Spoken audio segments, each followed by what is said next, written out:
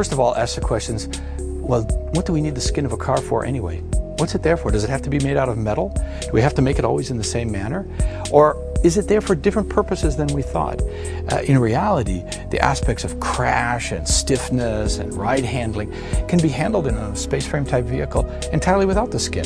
And therefore, to go away from a metal skin and to have a skin that offers different capabilities, can move, can do things that a fixed rigid structure couldn't do, can be lighter, made out of materials which require less energy to make them.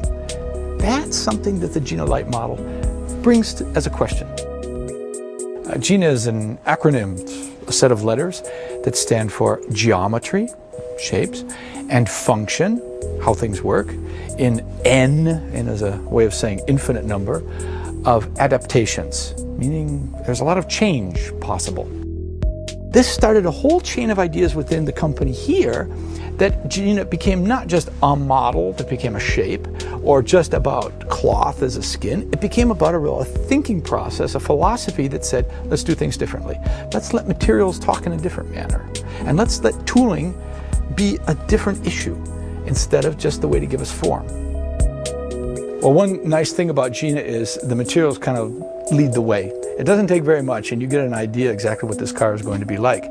For instance, to get an idea what the sculptural form is between a fender and let's say a wheel arch, you really only need a line around the wheels and a line more or less where you want the fender to be, and you'll let the material do the talking in between. And then just like you would if you were getting a suit made, you made the first mock-up, you made the first forms and patterns, you sewed it up, you tried it out, made another one a little bit closer, and when you finally got the final one, zip, you put it on. It takes about 2 hours to put the skin on this car.